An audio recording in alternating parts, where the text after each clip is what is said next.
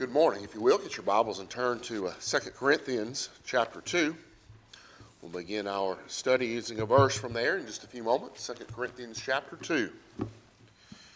It's a pleasure to see each and every one of you out this morning, especially those of you who are visiting with us. I want you to know that you are our honored guest and that we welcome you to worship here with us at Pleasant Grove each and every opportunity that you may have. I have several of our number that are out this morning, the Seals and the Buns. We miss seeing, looking over there where their spots are, miss seeing them this morning, but hopefully that they will be feeling better. I know Brother David is feeling some better, and hopefully that they will all feel better and be back with us soon. Again, as was mentioned, of course my mom is doing better. Keep my grandfather in your prayers. They had to put in a port, I believe it was this past Monday.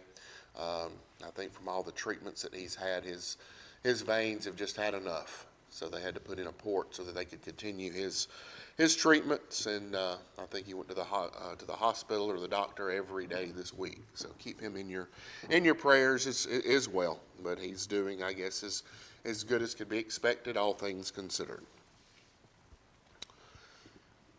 Have you ever thought about all the different ways in which Satan can tempt us? Have you ever thought about that? And all the ways and the shapes and the forms and the fashions in which we can be tempted.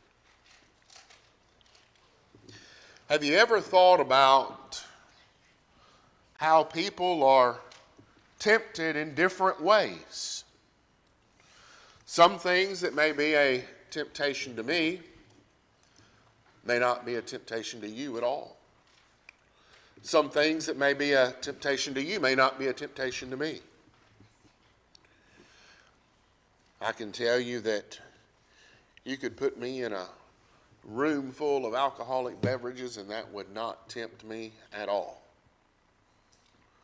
But for others, some that I know who are Christians, that would be a tremendous temptation. Same thing would be maybe with gambling, the love of money, pornography, fame. All those things tempt people in different ways. There are some things that would tempt us in the same way. And the Bible talks about that very clearly.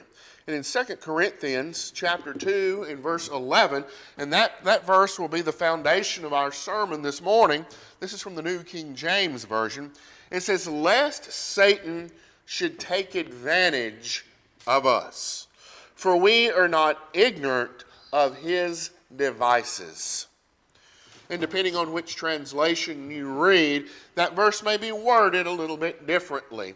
But we're going to talk about this morning Satan's devices. I first want us to look at some of the different translations and how they read in 2 Corinthians chapter 2 and verse 11. The New International Version says, "In order that Satan might not outwit us, for we are not unaware of his schemes." The New English Translation says, "So that we may not be exploited by Satan, for we are not ignorant of his schemes." The New American Standard Bible, the 2020 translation, says, "So that no advantage would be taken of us by Satan, for we were not ignorant of his schemes." The American Standard Version says that no advantage may be gained over us by Satan, for we are not ignorant of his devices. In the English Standard Version, and we'll use the remainder of our sermon this morning, the verses will come from the English Standard Version, but it says, "So that we would not be outwitted by Satan, for we are not ignorant of his designs." If we look over these verses, and I think these verses help give us a little bit better understanding about what Paul is saying here. When we look at words like outwitted, exploited, taken advantage of.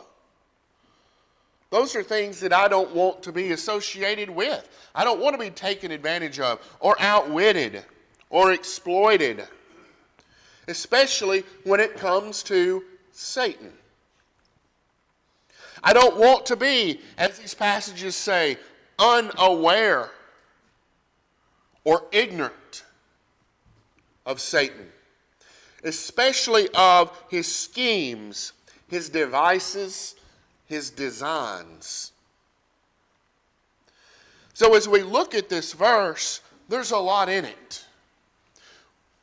We've got to what? We've got to know how Satan may try to take advantage of us, how he might try to outwit us, to exploit us. We cannot be aware or ignorant of the things in which he might use his devices.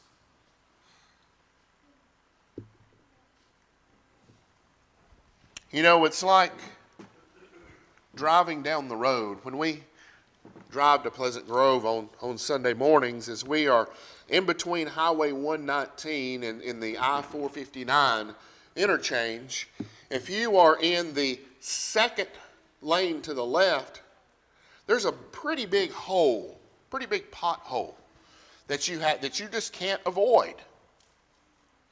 But if I know that pothole is there, I can avoid that pothole. I can get in another lane. It's the same way when we're dealing with Satan.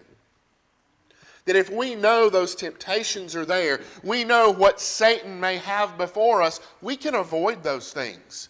Especially if we know ourselves well enough and know things that might be a temptation to us, that we are aware, that we are not ignorant, that we are not outwitted, that we need to be prepared, always looking for the devices, the schemes, the designs that Satan has at his disposal. You know me, you know I like definitions. This is from the King James 1611 dictionary, the term device, and that's the word that is used in the King James Version there. Comes from the word schema, but the device here, that which is formed by design or invented, scheme, artificial contrivance, a stratagem, a project, sometimes in a good sense, more generally in a bad sense, as artifices are usually employed for bad purposes. In a good sense, his device against Babylon to destroy it, Jeremiah chapter 51. In a bad sense, he disappointeth the devices of the crafty, Job 5. They imagined the mischievous device in Psalm chapter 2 and verse 12. Or Psalm, that's right. Again, this is from the 1611 dictionary, and there are quite a few errors in there. And this is just copied and pasted for copyright purposes, of course. And then, of course, King James 1611 dictionary. But Paul tells us in 2 Corinthians 11 that Satan has all these schemes, these devices, these designs. And we must be prepared. We must know what they are. As we go through the Bible, Satan has many names. We'll look at a few of those this morning. In Revelation chapter 12 and verse 9, it says, "And the great dragon was thrown down, the ancient serpent, who is called the devil and Satan, the deceiver of the whole world.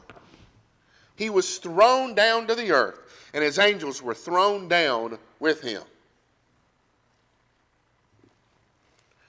In 1 Peter chapter 5 and verse 8, it says, "Be sober-minded, be watchful.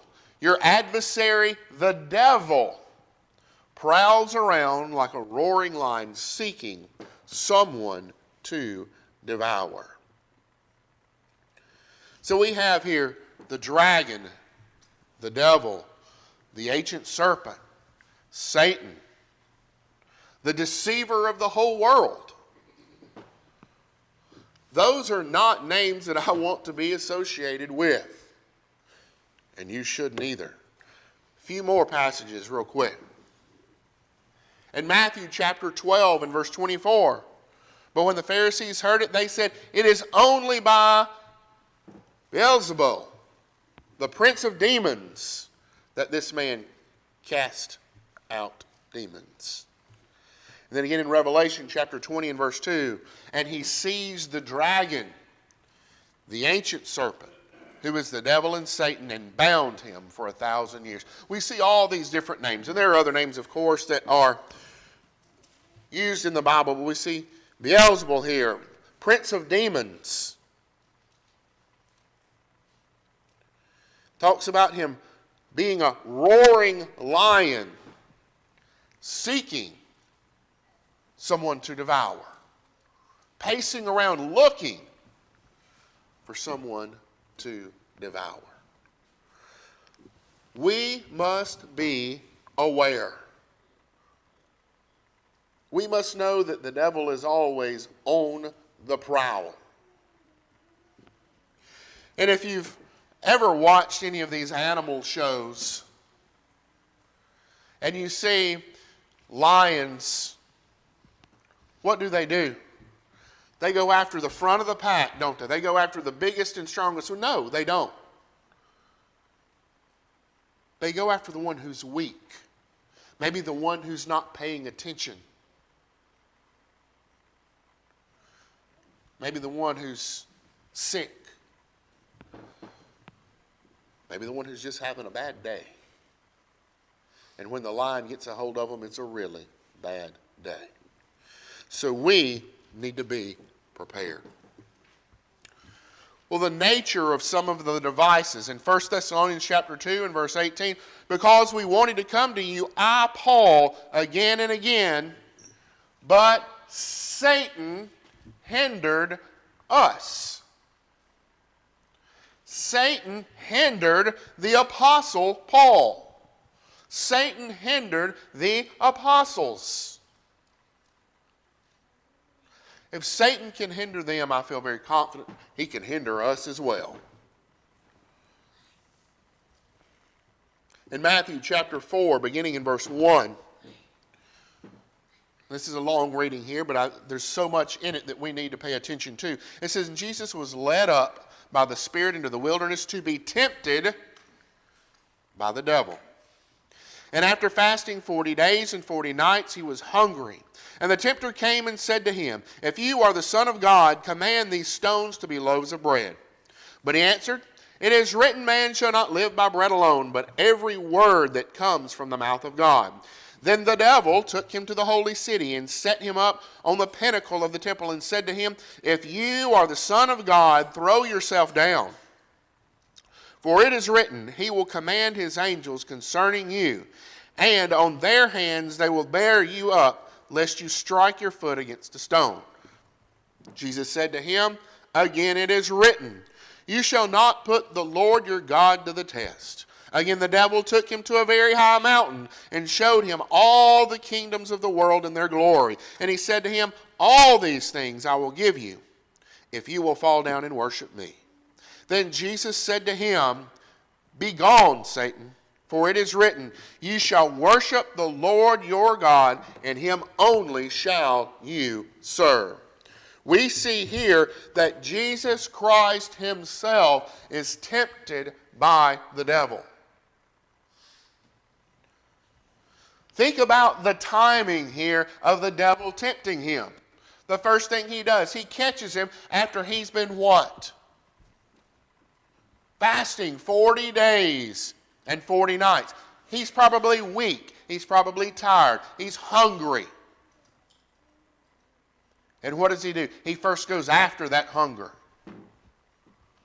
But the Lord knows what the Scriptures say.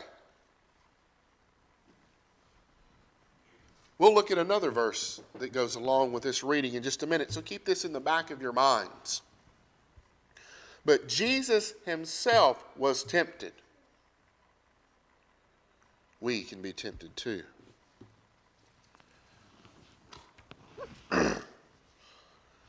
Satan works through agents. That's some of the nature of his devices. In 2 Corinthians chapter 11, beginning in verse 13, it says, "For such men are false apostles, deceitful workmen, disguising themselves as apostles of Christ.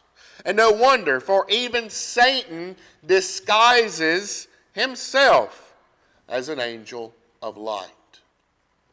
We must be prepared.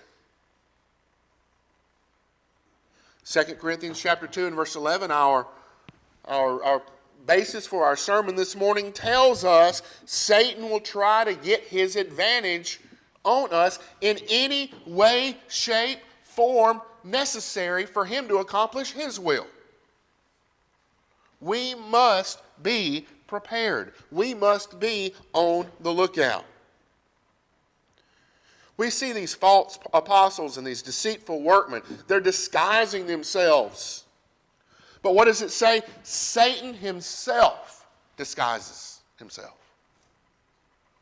As what? As an angel of light. In Matthew chapter 16 and verse 23, "But he turned and said to Peter, 'Get behind me, Satan. You are a hindrance to me.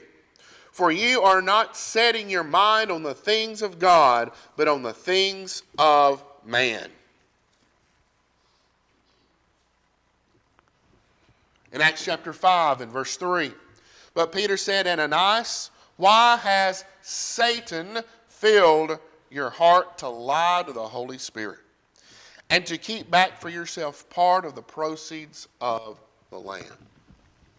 1 Thessalonians chapter 2 and verse 18, "Because we wanted to come to you, I, Paul, again and again, but, as we saw a few minutes ago, Satan hindered us."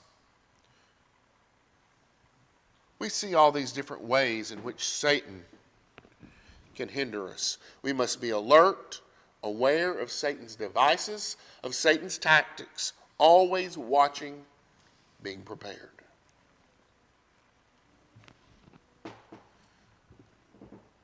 Satan has snares. 2 Timothy chapter 2 and verse 26, "And they come to their senses and escape from the snare of the devil, and being captured by him to do his will."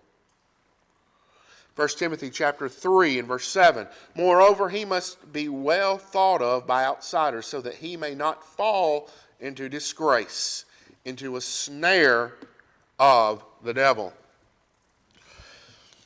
I don't know how many of you have ever snared animals or done any type of trapping. But you use certain snares for certain types of animals. If you're to snare something like a squirrel, typically you set a pole up that goes up to a tree and you have several wire snares. You may bait that with something that a squirrel eats, so that the squirrel goes up the pole as he goes up the tree, and one of those snares will grab him. But if you're trying to snare something like a coyote or a bobcat, to trap one of them, it's different. It's a different bait. It's a different kind of trap. Many times those traps are on the ground. They're covered up. It's a different scent that's used to lure them in. Well, just as you use different snares and different tactics to catch different animals, the devil uses different snares and different tactics to catch people. We need to know and be aware of those tactics and snares for us individually. As I said earlier on, we need to know what tempts us, and we need to move around that pothole because we know that it's there.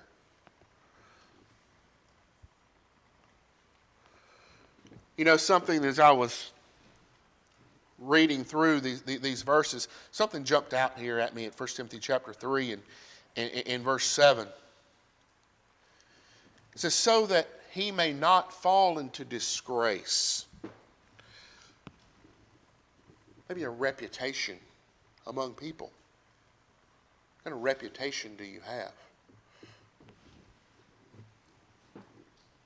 You know, that you don't want to be disgraced by your fellow man. Be careful about that. We need to have a good reputation, a reputation of a Christian. You know, when elders are talked about, they have a good reputation. We need to know that Satan is crafty.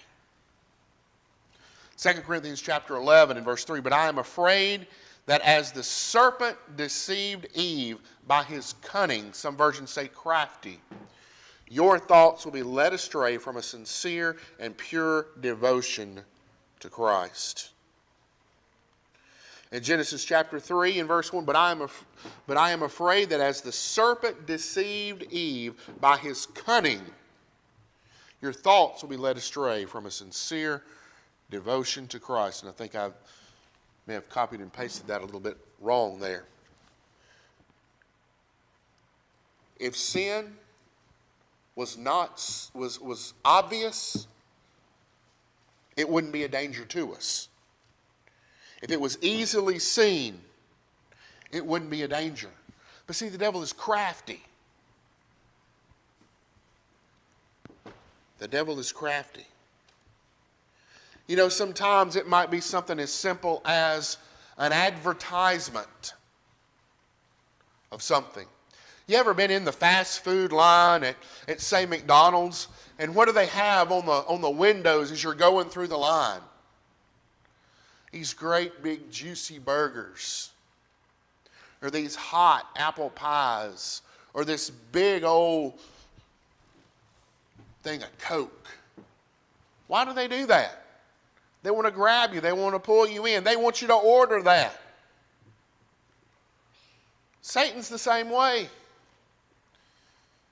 He wants to advertise it. He wants to pull you in.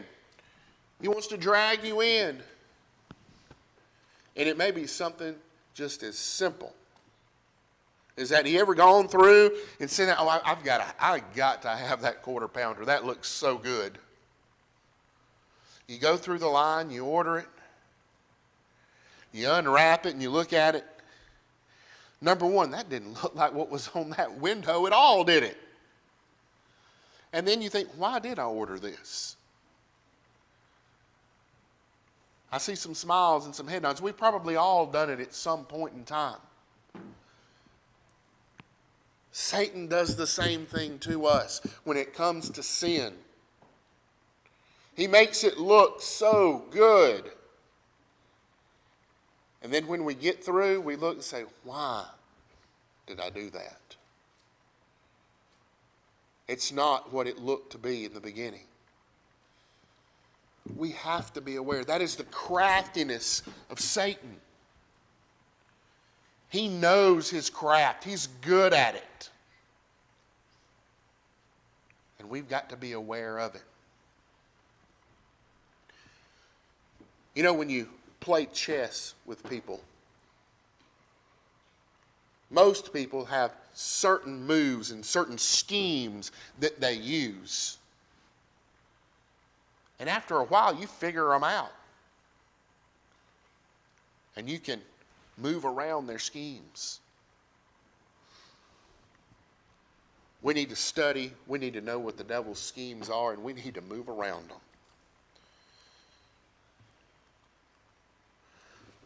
Temptation. So much in temptation. Something that draws us in, that it pulls us in. In Matthew chapter 4 and verse 1, then Jesus was led by the Spirit into the wilderness to be tempted by the devil. Jesus himself was tempted, as we've already looked at. Luke chapter 4 and verse 13. And when the devil had ended every temptation, this again is talking about Jesus being tempted here. It says, he departed from him, for those last few words, until an opportune time.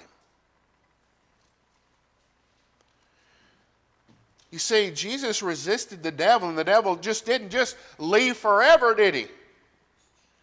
Even Jesus Christ, what does it say?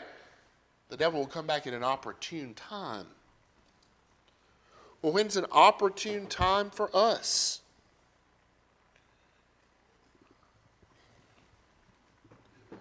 First Corinthians chapter 7 and verse 5. Do not deprive each other. This is talking about marriage here. Do not deprive each other, except perhaps by mutual consent, and for a time, so that you may devote yourselves to prayer. Then come together again, so that Satan will not tempt you because of your lack of self-control. You know, this is talking about marriage here, but our lack of self-control could be in any way, shape, form, or fashion in which Satan could tempt us.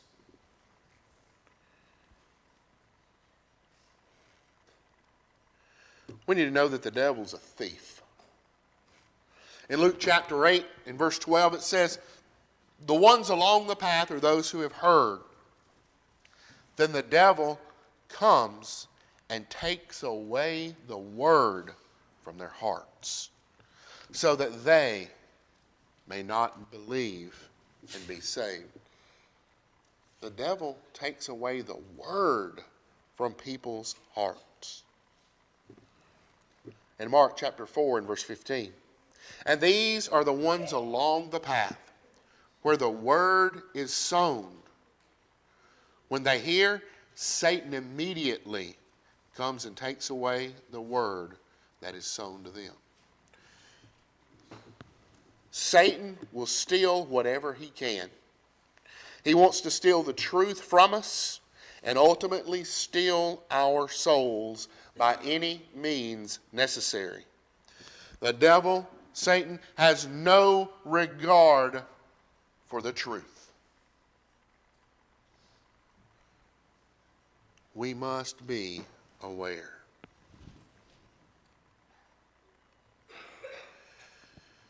Oftentimes, things may appear to be good, but are not.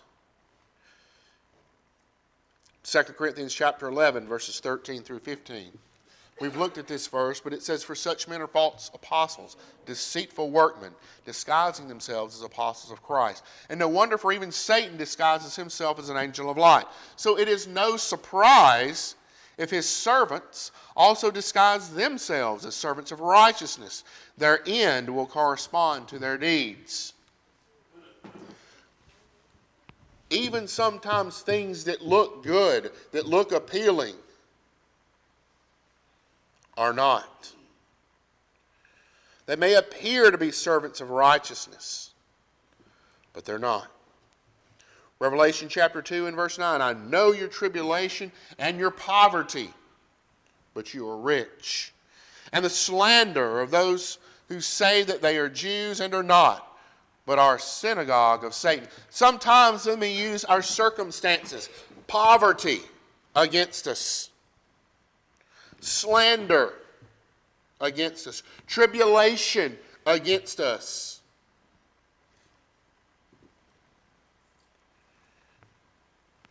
Matthew chapter 7 and verse 15. Be aware of false prophets who come to you in sheep's clothing, but inwardly are ravenous wolves. Looks can be deceiving. You always hear, don't judge a book by its cover.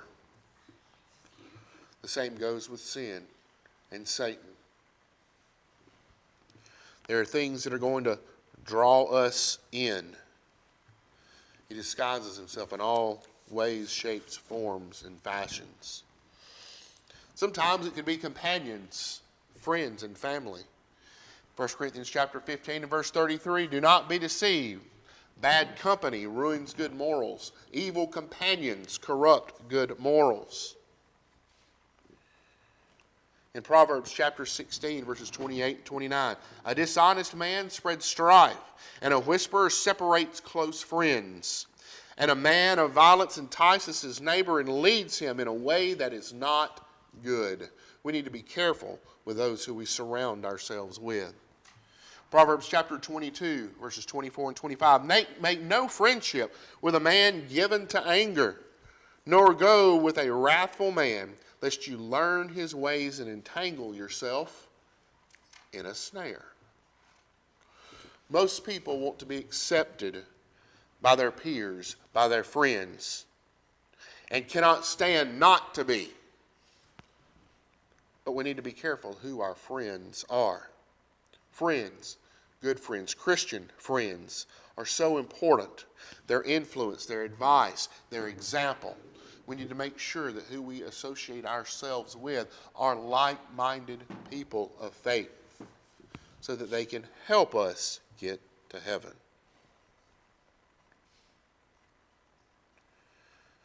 When does Satan use his devices? At each and every opportunity that he may have. In Genesis chapter 3, beginning in verse 1, it says, Now the serpent was more crafty than any other beast of the field that the Lord God had made. He said to the woman, Did God actually say, You shall not eat of any tree in the garden? And the woman said to the serpent, We may eat of the fruit of the trees in the garden. But God said, You shall not eat of the fruit of the tree that is in the midst of the garden, neither shall you touch it, lest you die. But the serpent said to the woman, You will not surely die, for God knows that when you eat of it, your eyes will be opened, and you will be like God, knowing good and evil. So when the woman saw that the tree was good for food, and that it was a delight for the eyes, and that the tree was to be desired to make one wise, she took of its fruit and ate. And she also gave some to her husband who was with her, and he ate. Then the eyes of both were opened, and they knew that they were naked. And they sewed fig leaves together, and made themselves loincloths. And they heard the sound of the Lord God walking in the garden in the cool of the day. And the man and his wife hid themselves from the presence of the Lord and among the trees of the garden. Well, why did we read all this? Because we know about the Garden of Eden. They wanted nothing. They had everything. Until what? Satan tempted them. The serpent tempted them. And it was a half truth. You're going to be wise. You're going to know. Well, they did. They knew the good and evil. But they were told not to do it. And ultimately they died.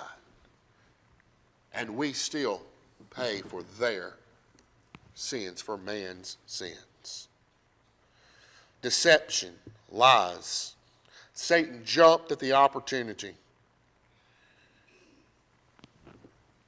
We must be careful. It doesn't matter when. We can be at our best moment. We can be at our worst moment. And Satan will use his devices to tempt us. When we think we're so strong, he will prove to us we are weak. We must be careful. We must be aware. When does he use them? Matthew chapter 4, beginning verse 2. And after fasting 40 days and 40 nights, he was hungry. And the tempter came to him and said, If you are the Son of God, command these stones to become loaves of bread. He even waited for an opportune time to tempt Jesus Christ himself. We mentioned that just a few minutes ago. He was hungry. Galatians chapter 6 and verse 9. And let us not grow weary of doing good, for in due season we will reap if we do not give up. This is a warning to us here to keep working every day. Hard work will pay off. Don't grow weary. Because when we grow weary, that's a time for that roaring lion to pounce. You remember the analogy that we used a few moments ago of those animals. One gets tired. It's dragging toward the back. That's the one the lion's going after. We can't grow weary. We've got to stay strong. Matthew chapter 26, beginning in verse 14. Then one of the 12, whose name was Judas Iscariot, went to the chief priests and said, What will you give me if I deliver him over to you? And they paid him 30 pieces of silver. And from that moment he sought an opportunity to betray him. You had time. You have opportunity. You have money. Those are things that Judas was looking for. And it wasn't a lot of money. But you see, it's real easy for the devil to slip in on us when we want more money and we don't attend as we should because maybe we're working a little bit of overtime to make more money. There are all kinds of devices: money, fame, fortune. Missing services because maybe we're traveling.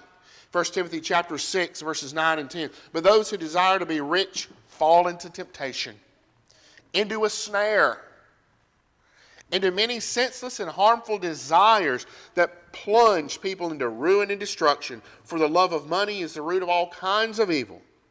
It is through this craving that some have wandered away from the faith and pierced themselves with many pangs.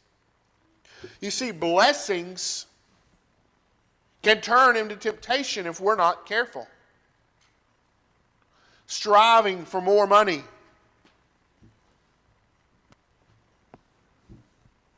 traveling, going on vacation. That's fun. That's great to do. But we all can think of people who have neglected to worship with the saints on vacation. As I was thinking through this, you know, a new baby is a wonderful blessing in a home. Everybody's excited. But I have seen mothers who use that baby as an excuse of not to attend worship service. We know children get sick and things of that nature, but when you go months without attending services because we use this new baby as an excuse, we've got to be careful. Blessings can be temptations as well. We must always be looking at the devices the devil can use against us. 2 Corinthians chapter 2 and verse 11, this is our own. Lest Satan should take advantage of us, for we are not ignorant of his devices.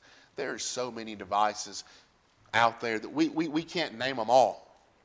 And he uses different devices, different snares, different temptations for each and every one of us. But as some of those passages read, we've got to be aware. We can't be outwitted. I want to leave you this morning with 4 verses of encouragement. 1 Corinthians chapter 10 and verse 13. No temptation has overtaken you that is not common to man. God is faithful, and he will not let you be tempted beyond your ability. But with the temptation, he will also provide a way of escape, that you may be able to endure it. In James chapter 1 and verse 12, blessed is the man who remains steadfast under trial. For when he has stood the test, he will receive the crown of life, which God has promised to those who love him.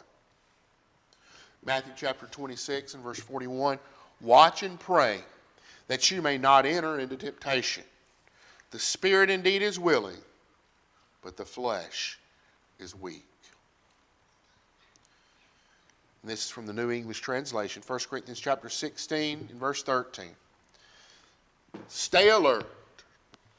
Stand firm in the faith. Show courage. Be strong. Some of the versions there say, act ye like men.